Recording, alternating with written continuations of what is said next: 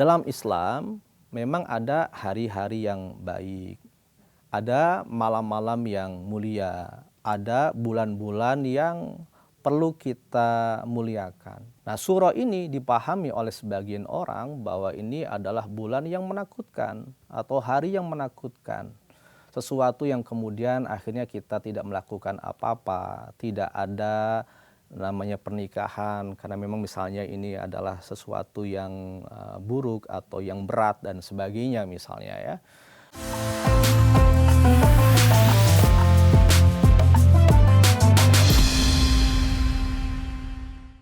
Assalamualaikum warahmatullahi wabarakatuh. A'udzu billahi minasyaitonir rajim. Bismillahirrahmanirrahim.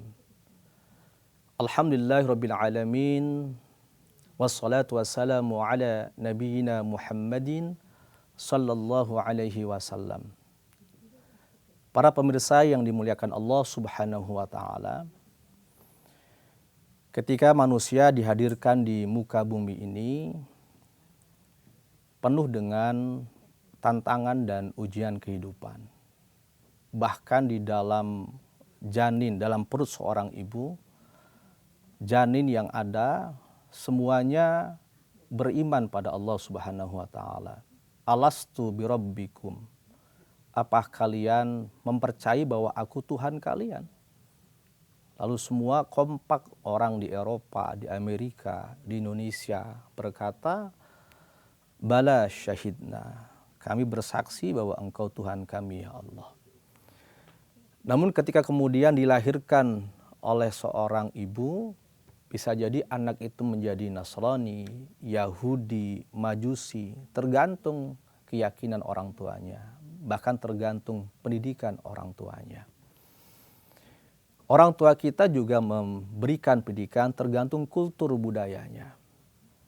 Ada budaya yang memang sesuai dengan apa yang diajarkan dalam Islam. Mungkin juga ada budaya yang bisa jadi tidak sinkron atau tidak sesuai dengan apa yang diajarkan oleh baginda Nabi Shallallahu Alaihi Wasallam. Maka dalam memahami budaya kita ambil, ya, kita pertahankan mana yang baik dan kita ambil mana yang lebih baik. Dalam hal apapun. Oleh karenanya, kalau kita lihat sebagian masyarakat kita, ada pemahaman-pemahaman yang bisa jadi perlu kita luruskan. Apa itu? Pemahaman tentang istilah suro. Suro ini kalau kita ambil dalam bahasa Arab, Asyura, itu berarti adalah tanggal 10 di bulan Muharram. Dan suro di beberapa daerah dipahami sebagai permulaan tahun, termasuk tahun Islam atau masuk dalam bulan Muharram. Nah, suro ini dipahami oleh sebagian orang bahwa ini adalah bulan yang menakutkan atau hari yang menakutkan. Sesuatu yang kemudian akhirnya kita tidak melakukan apa-apa, tidak ada namanya pernikahan karena memang misalnya ini adalah sesuatu yang buruk atau yang berat dan sebagainya misalnya ya. Nah, oleh karenanya kalau kita mengaca kepada sejarah panjang Muharram, justru Muharram itu adalah hari kebaikan. Ya, hari yang diagungkan, bulan yang dimuliakan. Karena para nabi kemudian diberi kemenangan oleh Allah Subhanahu wa taala. Contoh Nabi Ibrahim alaihissalam ketika dibakar oleh Raja Namrud ditolong oleh Allah Subhanahu wa taala. Termasuk Nabi Musa, termasuk Nabi Yunus dan sebagainya. Maka bicara Muharram itu sesungguhnya adalah bicara tentang bulan yang mulia, tentang waktu yang terbaik untuk kita berbuat baik. Dalam Islam memang ada hari-hari yang baik, ada malam-malam yang mulia, ada bulan-bulan yang perlu kita muliakan. Tetapi bukan berarti dalam Islam ada yang namanya hari jelek atau malam jelek, karena semua hari malam itu bagus. Namun kenapa ada hari-hari yang mulia atau bulan mulia? Ini menjadikan prioritas kita untuk memperbanyak intensitas ibadah. Perlu diperhatikan. Contohnya misalnya, dalam Al-Quran ada kata wal fajr, walayalin ashar. Jadi kata layalin ashar atau 10 malam, itu sebagian ulama menyampaikan ini adalah 10 malam terakhir Ramadan. maka banyak di antara kita bersungguh-sungguh menjalankan ibadah dengan beriktikaf dan sebagainya di 10 akhir Ramadan. Karena di situ ada yang namanya malam qadar. Lalu ada juga ulama yang menyampaikan kata asyar ini adalah 10 awal Dzulhijjah, ya, beberapa bulan lalu. Makanya banyak kemudian para ulama mengisyaratkan agar dari mulai 1 Dzulhijjah sampai tanggal 10 Dzulhijjah kita memperbanyak amal ibadah dengan puasa Arafah, dengan berhaji, dengan berkurban dan sebagainya. Juga ada 10 itu dikatakan 10 awal bulan Muharram, ya. Dari mulai 1 Muharram yang tadi dikenal dengan 1 Syuro gitu ya, atau malam Syuro 1, 2, 3 sampai 10. Apa yang kita lakukan? Perbanyak amal soleh, berikan kebahagiaan, berikan kebaikan kepada orang lain, kepada para yatama dan sebagainya. Jadi Muharram itu sebetulnya adalah kalau kita renungi itu bulan yang sebetulnya memantik diri kita untuk mengevaluasi diri agar kemudian tidak mengulang dosa-dosa sebelumnya. Yang kedua, memotivasi diri untuk memperbanyak ibadah di bulan-bulan berikutnya, dari mulai bulan Muharram dan seterusnya.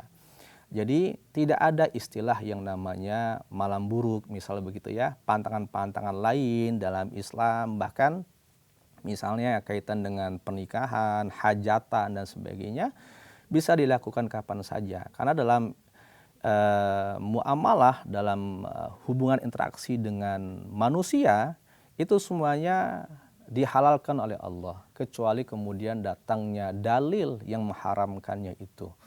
Nah, satu contoh misalnya tadi, kalau kita ada orang mau hajatan di bulan Muharram, boleh nggak? Dalam Islam ya boleh saja gitu. Mungkin dulu ada tradisi karena Muharram itu adalah bulan untuk renungan, misalnya begitu ya, bulan yang memang sakral, akhirnya kemudian dihindari hal-hal itu. Tapi sebetulnya adalah ini hal-hal yang masih bisa kita lakukan untuk bermuamalah, termasuk berbuat kebaikan. Oleh karenanya di dalam Islam kita harus berhusnudzon pada Allah. Karena apa yang kita sangkakan kepada Allah itu berbalik kepada diri kita. Jadi Allah akan memberikan satu jawaban kepada kita kalau kita bersangka baik, termasuk ketika kita berdoa. Maka kata Allah, ud'uni astajib lakum.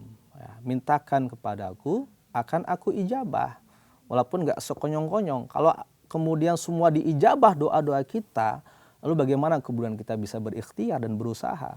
Nah, oleh karenanya doa ini adalah melengkapi ikhtiar lahiriah kita. Doa ini mengetuk pintu langit bagaimana Allah memberikan kasih sayang kepada kita. Oleh karenanya tidaklah kita boleh berprasangka buruk kepada Allah, tetap berbaik sangka pada Allah. Jadikan Muharram ini hari yang istimewa, hari yang mulia. Kita banyak bersedekah, memberikan senyuman ceria ya kepada yang lain. Bahkan mungkin kita ada masalah dengan orang lain, kita sambung lagi hubungan silaturahminya sebagaimana pesan baginda Nabi ketika beliau hijrah dari kota Mekah ke Madinah. Apa itu? Ayuhan nas, wahai manusia. Yang pertama, afsyus salam, sebarkan salam. Karena kalau kita disapa oleh orang lain, wa idza huyitum bitahiyyah, maka jawablah dengan salam yang serupa atau lebih daripada itu. Yang kedua, wa at'imut ta'am, kasih makan kepada yang lain dengan sedekah, dengan berbagi dan sebagainya. Wasilul arham, sambung silaturahim. Dan yang keempat, wasallu billail wan nas niyam, salatlah di malam hari ketika orang lain sedang terlelap tidur. Para pemirsa yang dimuliakan Allah SWT, tidak ada bulan yang buruk dalam Islam, ya, apalagi bulan Muharram. Maka jadikanlah momentum kebaikan buat kita agar kita bisa punya investasi untuk akhirat ke depan. Saya Ahmad Fauzi Qasim. Assalamualaikum warahmatullahi wabarakatuh.